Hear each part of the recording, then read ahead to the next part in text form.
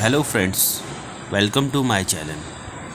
Today we will understand what is a restatement premium. आज हम समझेंगे रीस्टेटमेंट प्रीमियम क्या होता है इन इंश्योरेंस इंडस्ट्री के अंदर। तो फ्रेंड, जैसे कि आप मेरा स्क्रीन देख रहे हो, नॉर्मली हमारी एक पॉलिसी होती है इन जनरल इंश्योरेंस के अंदर, एक ईयर की पॉलिसी होती है।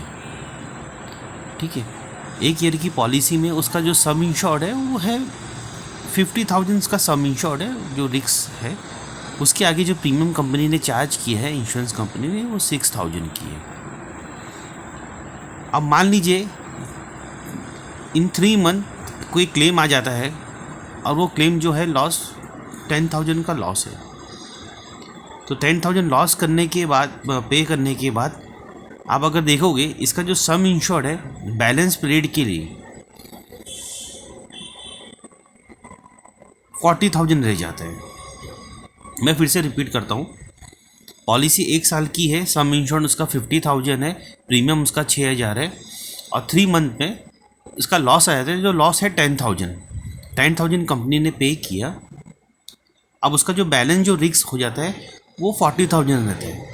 यानी कि रिमेनिंग जो 9 मंथ के लिए है वो 40,000 से ज़्यादा क्लेम रिपोर्ट, मतलब क्लेम पेएबल नहीं है। ठीक है, अब क्लाइंट क्या करता है, क्लाइंट को मालूम है कि मेरे को 9 मंथ और निकालना है। ठीक है, और ये जो लॉसेस है, इसका जो लॉस है, ये देयर इज अ चांसेस कि मेरा लॉस ऑफिस ये बढ़ सकता है, 40 से भी मतलब हो सकता है, ऑफिस 50 हो सकता है। तो ये 50 को दोबारा पूरा कवर करने के लिए, तो ये पॉलिसी के अंदर लिखा होता है, टर्म्स एंड कंडीशन के अंदर, रीस्टेटमेंट प्रीमियम।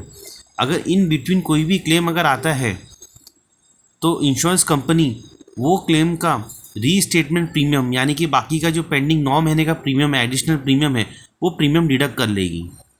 जैसे कि मान लीजिए ये मेरा 3 मंथ का होता है। मैं आपको यहाँ पर विथ कैलकुलेशन के साथ बताता हूँ। मान लीजिए 6,000 डिवाइडेड बाय 4 क्वार्टर, 3 मंथ का मेरा 1,500 हो जाता है। ठीक है, अब ये क्लेम हमने पे किया 10,000। अब ये 10,000 पे करने से पहले हम रीस्टेटमेंट प्रीमियम डिडक्ट करेंगे। ठीक है, दैट 15 मल्टीप्लाई बाय 3, यहाँ पर मैं लिख देता हूँ 15 मल्टीप्लाई बाय 3, यानी कि 10,000 के अंदर से 4,500 हम रीस्टेटमेंट प्रीमियम डिडक्ट करके बैलेंस जो अमाउंट है, बैलेंस अमाउंट मेरा 5,500 होता है, वो हम इंश्योर्ड को एज अ क्लेम पे कर देंगे।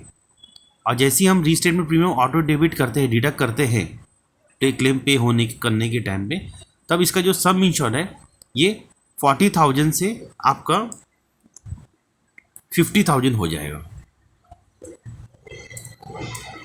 और पूरा 9 मंथ के अंदर ये 50,000 का सम इंश्योर्ड इसका बना रहेगा। Thank you. Okay friends, in case अगर आपको कुछ भी क्वेरी है तो you can comment, you can do the comment and I can reply you. ठीक है फ्रेंड, ओके बाय।